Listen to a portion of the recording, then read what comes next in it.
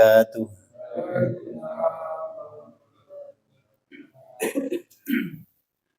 Alhamdulillahirabbil alamin.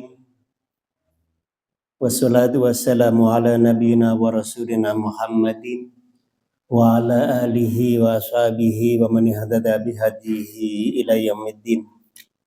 Allahumma alimna ma yanfa'una anfa'na bima 'allamtana wa zidna ilman wa amalan mutaqabbalan ya arhamar rahimin, amma ba'd. Bapak Ibu, saudara-saudari rahimakumullah, kita akan melanjutkan kajian kita tadabbur memahami surat Al-Baqarah yang sekarang kita sampai pada ayat yang ke-28 dan 29. Kemudian nanti kita akan lanjutkan kelompok ayat berikutnya. Kita mulai dari ayat surat Al-Baqarah ayat yang ke-29. A'udzubillahi minasyaitonirrajim. Bismillahirrahmanirrahim. Kaifa takfuruna billahi? Bagaimana kalian kufur kepada Allah? Wa kuntum amwata, dan kalian adalah orang-orang yang mati. Fahyakum, lalu Allah menghidupkan kalian. Summa yumitukum, kemudian mematikan kalian. Summa yuhyikum, kemudian menghidupkan kalian lagi. Summa ilaihi, dan kemudian kepada Allah turja'una, kalian dikembalikan. Ayat ke-28 ini menegaskan tentang satu pertanyaan dari Allah Subhanahu wa ta'ala. Mengapa manusia itu menjadi kufur? Mengapa manusia itu menjadi kufur? Jadi dalam bahasa Arab itu ada kafir yang lawannya adalah mukmin. Kafir itu artinya orang yang mengingkari. Kalau mukmin artinya orang yang percaya. Nah, kalau syirik lawannya tauhid. Tauhid itu artinya mengesahkan Allah, hanya menyembah Allah semata. Nah, kalau syirik itu berarti menyembah Allah dan juga menyembah selain Allah. Ada lagi istilah muslim. Muslim itu artinya orang yang patuh. Jadi secara bahasa muslim, Islam itu artinya patuh. Lawan dari muslim itu mujrim. Mujrim itu berarti durhaka. Dalam surat Al-Qalam ditegaskan, afana ja'alul muslimina kal mujrimin. Apakah kami Allah menyamakan antara orang muslim dengan orang mujrim? Muslim berarti orang Islam atau orang yang taat, yang patuh kepada Allah Subhanahu wa ta'ala. Nah, kalau mujrim itu berarti orang yang durhaka, yang melanggar aturan. Alam semesta ini semuanya tunduk patuh kepada Allah. Nah, hanya manusia dan jin yang terbagi menjadi dua kelompok. Kelompok pertama, kelompok yang patuh kepada Allah. Dia menjadi muslim dan dia menjadi mukmin. Nah, ada lagi kelompok yang kedua, mereka menjadi kafir. Tidak patuh, tidak taat kepada Allah atau menjadi mujrim. Ada jin yang kafir, yang durhaka.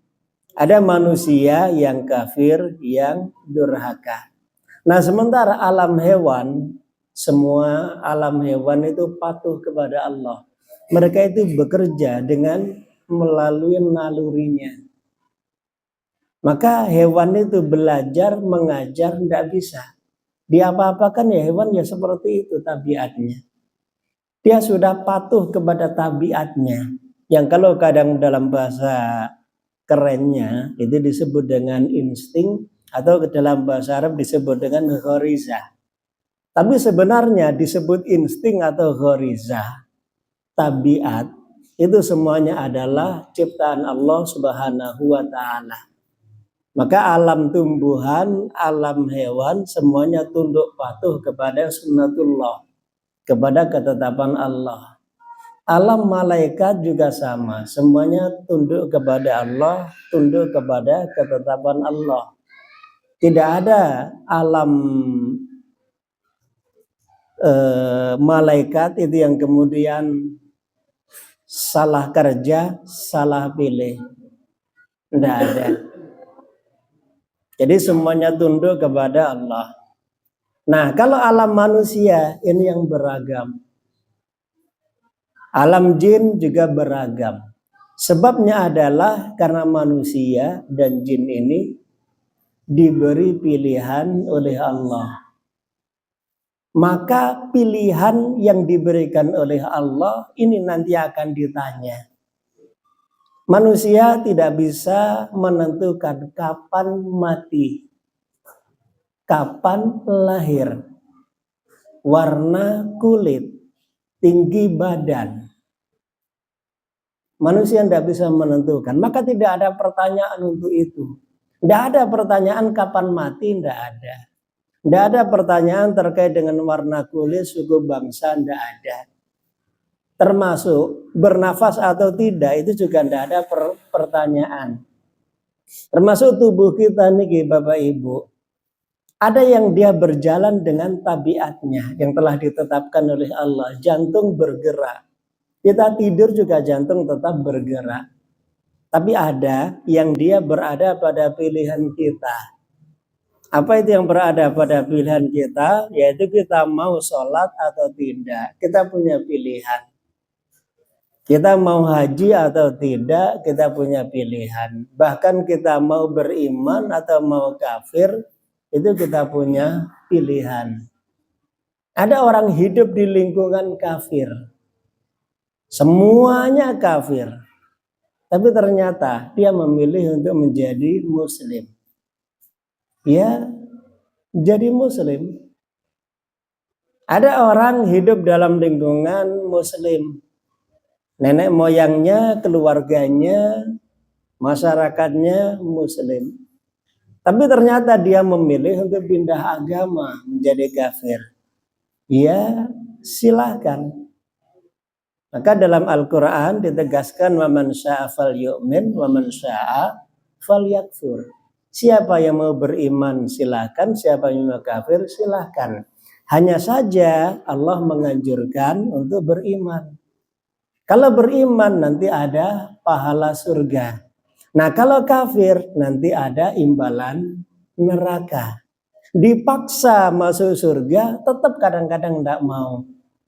Bahkan terus ada yang ikhlas lillahi ta'ala. Memaksakan diri membayar mahal untuk menjadi durhaka.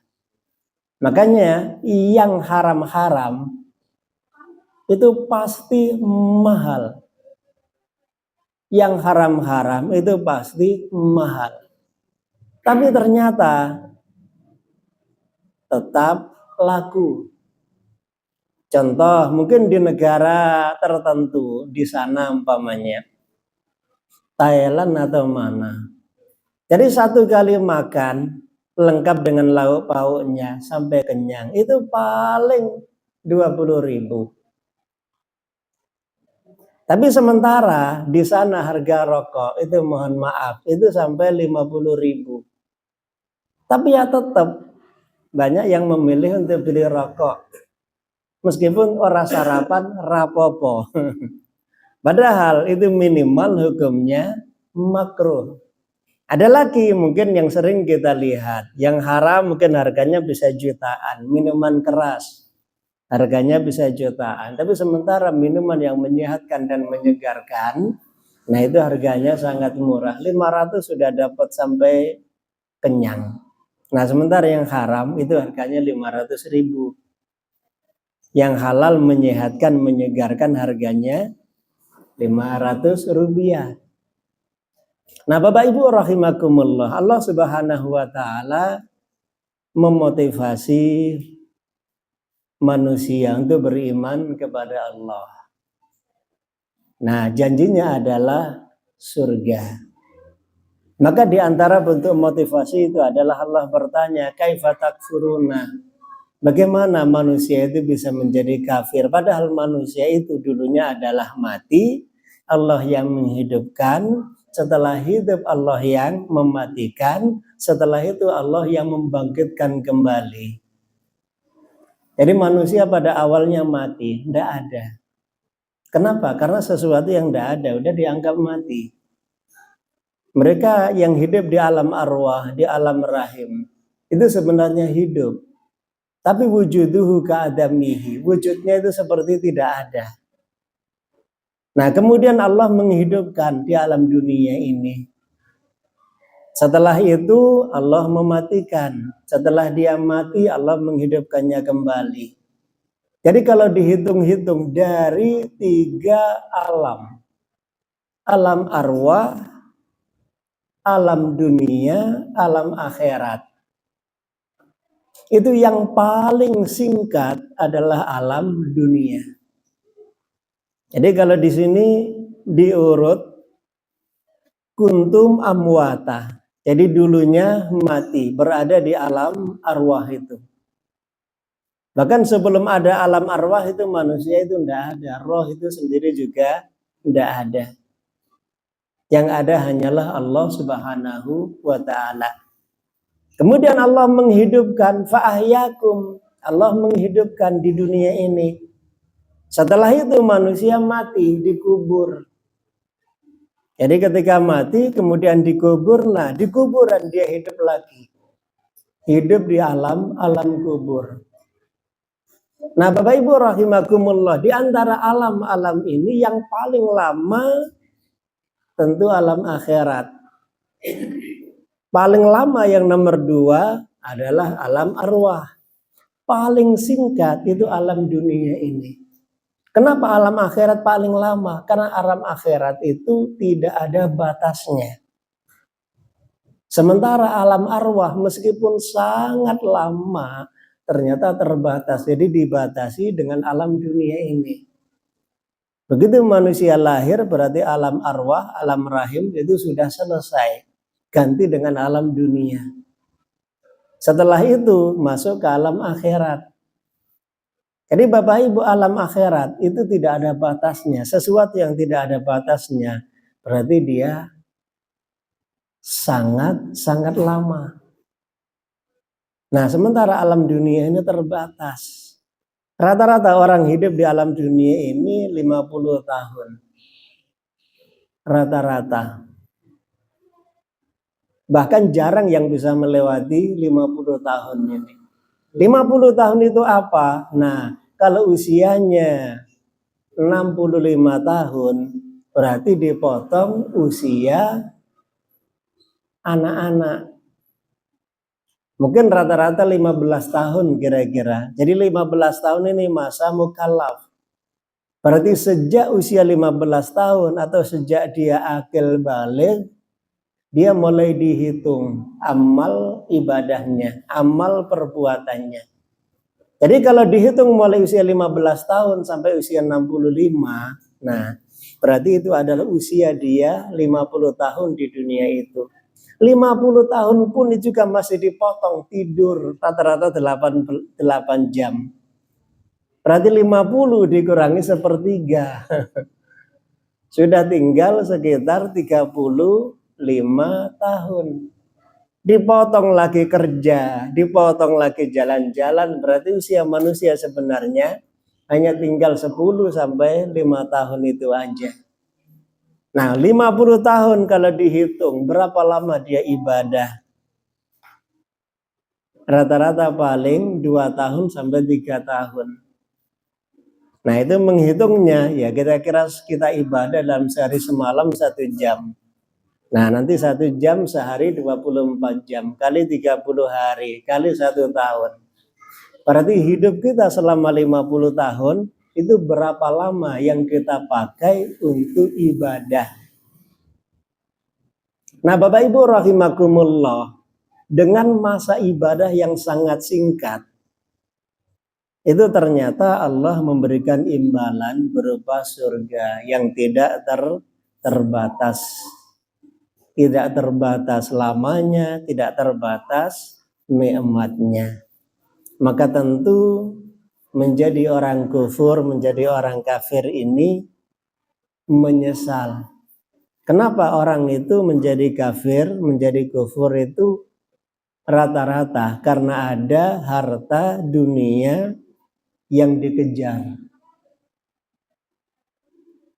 Ada harta dunia yang dikejar, entah itu berupa uang atau berupa jabatan atau berupa gengsi dan yang lain-lain. Kalau yang berupa gengsi tidak tahan menanggung rasa malu, itu ya seperti orang-orang Yahudi. Yakin Nabi Muhammad itu nabi, yakin Al-Quran itu benar, yakin Islam itu benar, tapi tidak mau masuk Islam. Nah, sebabnya adalah karena ada rasa gengsi di dalam hati mereka. Nah, Bapak Ibu rahimakumullah, ayat selanjutnya, ayat ke-29. Allah Subhanahu wa taala menegaskan kembali kenapa manusia harus menyembah Allah Subhanahu wa taala. Bapak Ibu rahimakumullah, kalau kita bertanya apa untungnya Allah, kita menyembah Allah? Jawabannya tidak ada. Seandainya seluruh manusia menyembah Allah, mulai dari alam zaman dulu sampai zaman kiamat, semuanya menyembah Allah, kekuasaan Allah tidak bertambah, kemuliaan Allah tidak bertambah. Andai seluruh manusia itu menjadi kufur sejak zaman dulu sampai zaman kiamat nanti, maka kekuasaan Allah dan kemuliaan Allah juga tidak berkurang. Lalu sebenarnya untuk apa dan untuk siapa kita menyembah Allah? Nah, tentu untuk manusia yang menyembah Allah Subhanahu wa taala itu sendiri. Bapak Ibu rahimakumullah, kita akan membaca ayatnya, kita terjemahkan sedikit-sedikit. Ayat ke-29. Huwallazi, dialah yang khalaqa, menciptakan, lakum, untuk kalian, ma fil ardi, apa-apa yang ada di bumi, jami'a, semuanya. Summastawa, kemudian Allah menuju ila sama'i, ke langit. Fasawwahunna, maka Allah menyempurnakan langit itu sab'a samawatin, 7 langit. Wahuwa, dan dia Allah bikulli syai'in, atas segala sesuatu, alimun, maha mengetahui. Bapak Ibu rahimakumullah, di dunia ini banyak makhluk yang dianggap sebagai Tuhan. Entah itu ada dalam dunia nyata atau hanya berupa khayalan. Kalau yang ada dalam dunia nyata, contoh seperti Nabi Isa menurut Al-Quran, atau menurut bahasa Yunani Romawi kuno disebut Yesus. Isa Al-Masih menurut bahasa Arab. Nah, kalau menurut Romawi atau Yunani kuno, Yesus Kristus. Jadi orangnya sama. Kalau ditanya kapan Yesus Kristus jadi Tuhan, setelah ada rapat. Terus kemudian kalau ditanya lagi, apa yang sudah dilakukan oleh Tuhan Yesus sehingga dia layak dianggap sebagai Tuhan? Ternyata tidak ada penjelasannya. Kalaupun ada penjelasannya, itu hanya rekayasa penafsiran, dan kemudian juga belum tentu penjelasannya itu benar. Artinya belum tentu ayat yang ada di situ, yang tertulis di situ, itu benar-benar firman dari Yesus atau ucapan Yesus, belum tentu. Kenapa? Karena 4 Bible yang ada itu semuanya ditulis jauh setelah Nabi Isa wafat. Dan kemudian mereka 4 orang ini tidak ada penjelasannya, siapa mereka, di mana tinggalnya. Apakah benar mereka yang menulis Bible itu? Apa mereka pernah ketemu dengan Nabi Isa atau Yesus? Tidak pernah ketemu. Lalu dari mana? Ya wis, pokoknya itu cerita-cerita yang kemudian dianggap benar. Padahal namanya dongeng. Kadang-kadang kita meyakini itu benar, tapi ternyata itu adalah cerita atau dongeng yang belum tentu benar, belum tentu salah. Kapan dibuktikan benar? Ketika ada sanadnya, tersambung sampai kepada yang pertama mengucapkan. Kalau itu Al-Quran berarti tersambung sampai kepada yang pertama menyampaikan. Nah, yang kelihatan yang pertama menyampaikan adalah Rasulullah Shallallahu Alaihi Wasallam. Maka ketika kita percaya kepada Rasulullah, kita juga percaya dengan apa yang disampaikan oleh Rasulullah. Nah, adapun siapa yang menjadi saksi antara Rasulullah dengan Allah Subhanahu wa taala, yang menjadi saksi adalah malaikat Jibril.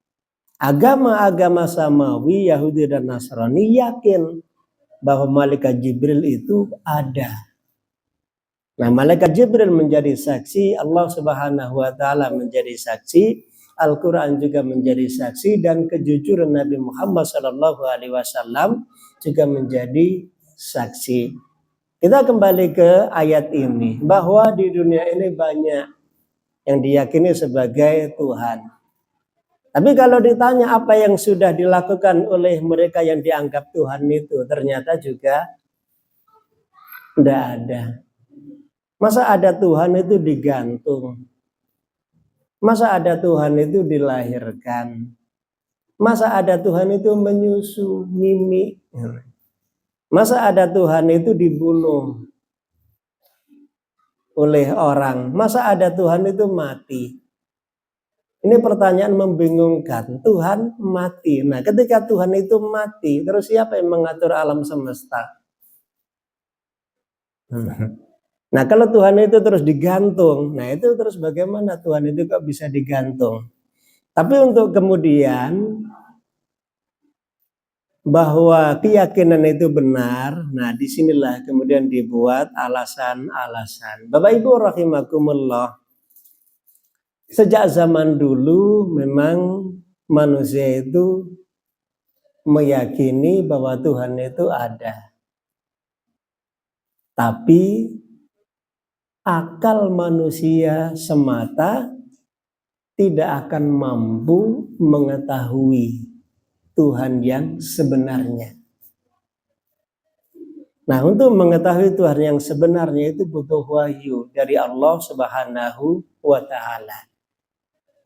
Agama Hindu, Buddha dan yang lain-lain mereka juga punya Tuhan. Ketika ditanya apa yang sudah dilakukan oleh Tuhan mereka, ternyata penjelasannya juga tidak lengkap. Nah, beda dengan apa yang dijelaskan oleh Allah Subhanahu wa taala dalam Al-Qur'an. Mengapa Allah yang layak disembah? Jawabannya jelas. Allah menciptakan alam semesta ini. Dan Allah bisa menjelaskan bagaimana alam semesta ini tercipta, apa yang ada di alam semesta ini, semuanya dijelaskan dengan sangat detail. Dan kemudian sampai hal-hal yang tidak mungkin diketahui oleh manusia pada masa itu sudah dijelaskan oleh Al-Quran. Umpamanya proses terbentuknya manusia di alam rahim. Al-Quran sudah menceritakan. Dan ternyata terbukti benar pada abad 20. Al-Quran menjelaskan tentang apa yang ada di dasar lautan. Ternyata terbukti benar pada abad ke-19, abad 18. Baru manusia bisa mengetahui apa yang ada di dasar lautan itu. Dan seterusnya. Maka ketika penjelasan dari Allah Subhanahu wa taala yang berkaitan dengan alam semesta ini terbukti kebenarannya, berarti ini menjadi bukti bahwa Al-Quran itu wahyu dari yang menciptakan alam semesta. Dan kemudian ada satu ayat Al-Quran yang itu tidak dimiliki oleh kitab suci manapun. surat Toha. Yang kalau tidak salah ayat ke-5. Innani anallah la ilaha illa ana. Sungguh aku adalah Allah, tidak ada Tuhan selain aku. Fa'budni wa aqimis sholata lidzikri. Dan sembahlah aku dan dirikanlah sholat untuk mengingat aku. Jadi satu ayat ini itu sudah merangkum semua yang berkaitan dengan Tuhan yang layak untuk disembah. Bapak Ibu rahimakumullah, Tuhan selain Allah. Apakah mereka menyatakan bahwa aku adalah Tuhan? Enggak. Aku adalah, mungkin menyebut namanya. Dan kemudian ada perintah sembahlah aku. Itu juga enggak ada. Dan kemudian kerjakan ibadah ini, ibadah itu dalam rangka mengingat aku. Itu juga enggak ada. Maka sampai sekarang ada satu pertanyaan yang juga membingungkan mereka yang menyembah selain Allah Subhanahu wa taala. Umpamanya yang paling dekat dengan kita, yang mereka yang menyembah Yesus. Ketika ditanya, kalau Yesus itu Tuhan, apa yang sudah diciptakan oleh Yesus? Itu juga tidak ada penjelasannya. Maka terus muncul muter-muter gitu. Muter-muter itu artinya Yesus itu adalah Allah, Allah adalah Yesus. Bapak Ibu rahimakumullah, kalau Allah adalah Yesus, nah orang Bible tidak mengenal nama Allah. Bible tidak mengenal nama Allah. Bible hanya mengenal nama Theos. Nah, kenapa kok terus kemudian diterjemahkan menjadi nama Allah? Supaya bisa dipahami oleh orang Islam. Maka dulu terjemahan Bible pada abad ke-17 zaman Belanda itu kata Theos diterjemahkan Sang Hyang Widi. Tapi terus kemudian lama-lama diganti, Sang Hyang Widi diganti dengan Allah. Makanya di Malaysia atau di beberapa negara tertentu, di negara-negara Muslim itu orang Kristen tidak boleh menggunakan nama Allah. Kenapa? Karena nama Allah ini adalah Tuhannya umat Islam. Nah terus mereka di Malaysia memakai apa? Ya kembali ke bahasa aslinya, yaitu Theos, bukan Allah. Maka di Indonesia ini orang Kristen juga bingung kelihatannya. Kenapa? Karena mereka mengatakan tinggalkan Allah Allahmu. Maksudnya adalah tinggalkan Tuhan Tuhanmu. Jadi Allah itu diartikan Tuhan. Padahal kalau menurut umat Islam, Allah itu adalah ismul dzat. Dia adalah nama Tuhan untuk umat Islam. Nah kalau Allah itu diartikan Tuhan, ya maka terbalik. Tuhan itu adalah Allah. Nah maka saya sering mengikuti di YouTube, itu juga sudah mulai ada usaha dari beberapa mu'alaf yang kemudian menganjurkan supaya orang selain Islam itu tidak menggunakan nama Allah. Terus menggunakan apa? Ya kembali ke aslinya. Kalau memang bahasa aslinya Theos, ya pakai Theos. Kalau bahasa aslinya apa, ya pakai itu bahasa aslinya. Jadi tidak diterjemahkan dengan nama Allah. Karena Allah itu ismul dzat, nama Tuhan untuk umat Islam. Nah Bapak Ibu rahimakumullah, Allah Subhanahu wa taala menegaskan dialah Allah yang menciptakan alam semesta ini. Ma fil ardi, apa saja yang ada di alam ini diciptakan untuk manusia. Nah kalau apa yang ada di alam ini diciptakan untuk manusia, lalu manusianya untuk apa? Nah jawabannya adalah wa ma khalaqtul jinna wal insa illa liya'budun. Bahwa kami Allah tidak menciptakan jin dan manusia kecuali untuk menyembah Allah Subhanahu wa taala. Alam semesta diciptakan untuk manusia, nah manusia diciptakan untuk ibadah kepada Allah.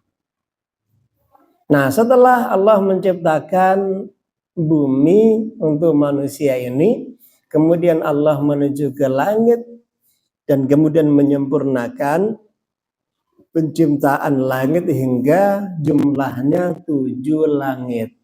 Sab'a samawat. Sab'a samawat, 7 langit ini apa maksudnya? Wallahu a'lam. Kenapa? Karena kalau membaca keterangan di zaman sekarang ini bervariasi. Ada yang mengatakan 7 langit itu ya memang benar-benar 7 langit.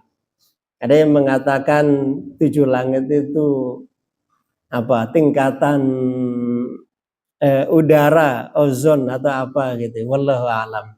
Kenapa? Karena ini benar adanya langit itu ada 7, tapi bagaimana persis bentuknya, wallahu a'lam. Kita mengenal bintang. Bintang itu seperti apa? Bentuk persisnya, wallahu a'lam. Pokoknya yang penting bintang itu ada dan kelihatan.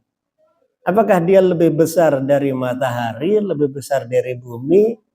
Ya, kita hanya bisa membaca buku-buku ilmu pengetahuan alam itu.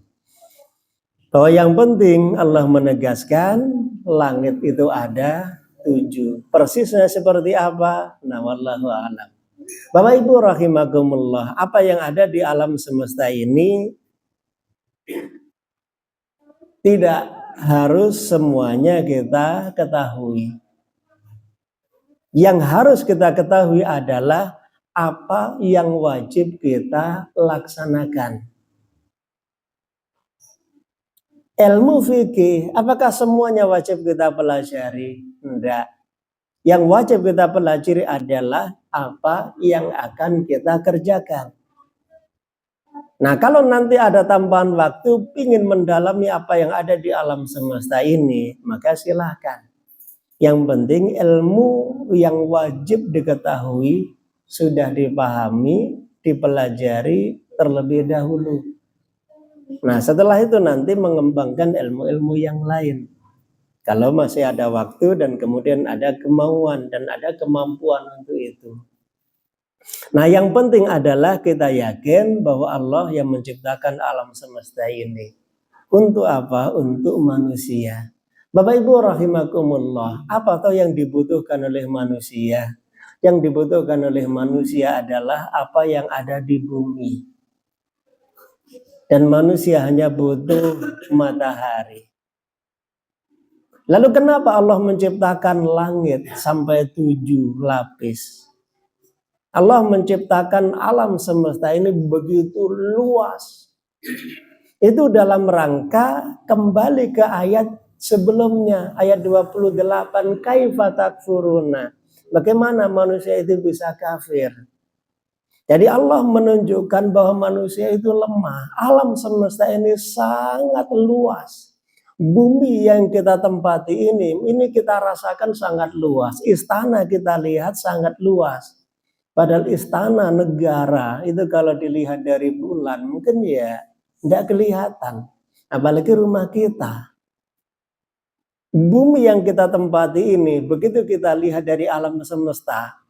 Kalau membaca ilmu pengetahuan itu bumi yang kita tempati ini kayak seperti satu titik. Satu pasir di gurun Sahara, sangat-sangat kecil. Berarti apa? Manusia ini sangat-sangat kecil di alam semesta ini. Nah, kalau manusia itu sangat kecil, berarti manusia itu sangat lemah.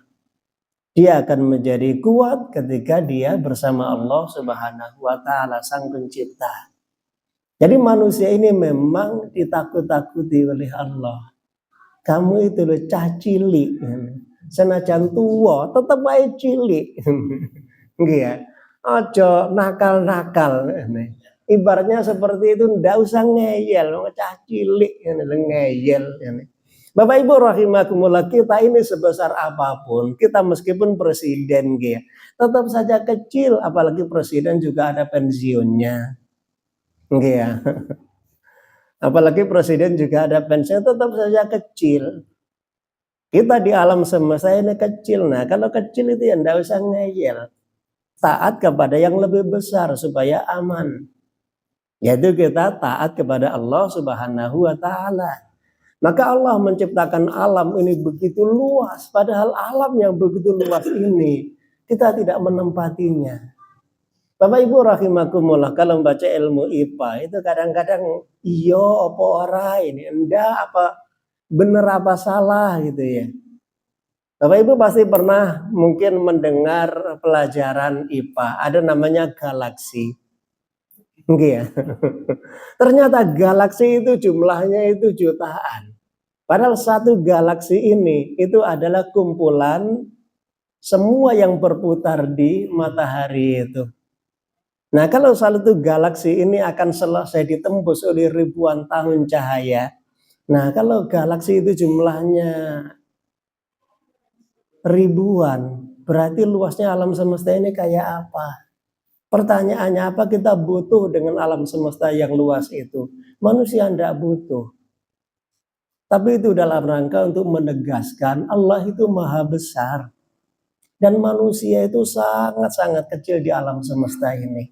Nah, kalau manusia itu sangat kecil, ya wes sudah sangat kecil, hidupnya sebentar, sudah gitu ngeyel pula.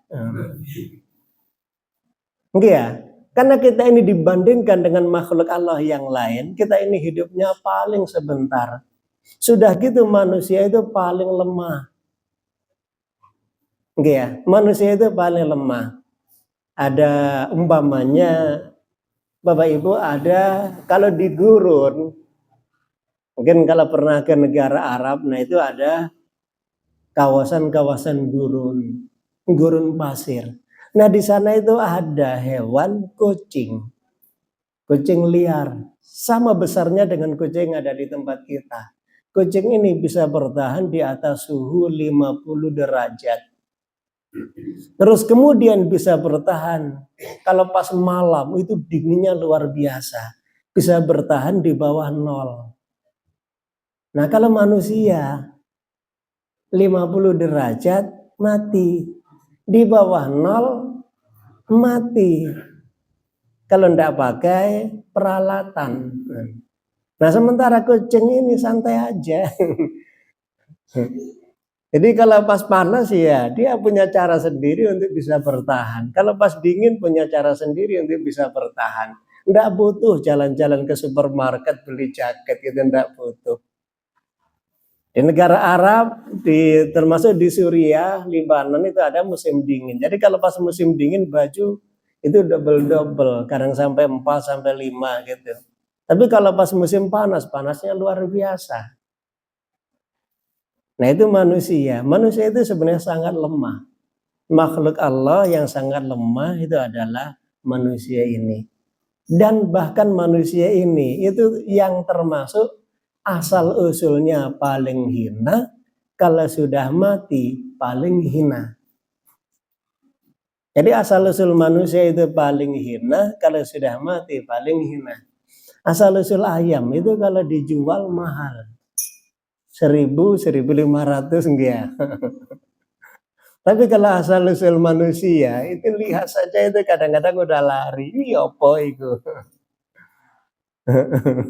Terus kemudian kalau sudah mati, nah bangkai paling berbahaya itu adalah bangkai manusia. Jadi badan manusia kalau sudah mati ini paling berbahaya. Itu kalau sudah 3 hari tidak dimakamkan itu nanti akan mengeluarkan cairan. Dan kemudian kalau dia terkena luka sedikit saja itu sudah bisa infeksi, bisa menjalar. Jadi memang dia sangat berbahaya, makanya harus dimakamkan dalam rangka untuk memuliakan manusia dan juga untuk menghilangkan bahaya dari badan manusia ini. Kalaupun tidak dimakamkan, kalau zaman dulu itu biasanya kadang terus dibuang di tempat terpencil. Jadi ada kalau zaman dulu itu yang dibuang ke atas bukit gitu, biar dimakan sama burung. Yang penting dijauhkan dari manusia. Senajan cantik tetap saja tidak ada yang mau. Okay. Nah, Bapak Ibu rahimakumullah, wa huwa bikulli syai'in alim. Allah Maha mengetahui atas segala sesuatu. Nah, Bapak Ibu rahimakumullah, mudah-mudahan yang kita bahas ini memberi manfaat untuk kita bersama dan kita bisa menjadi semakin yakin kepada Allah Subhanahu wa taala bahwa tidak ada Tuhan selain Allah Subhanahu wa taala dan hanya Allah yang layak untuk disembah. Maka dan ingkang saged kula aturaken nyuwun ngapunten mendewanten keduputan. Subhanakallahumma bihamdika asyhadu an la ilaha illa anta astaghfiruka wa atubu ilaik. Assalamualaikum warahmatullahi wabarakatuh.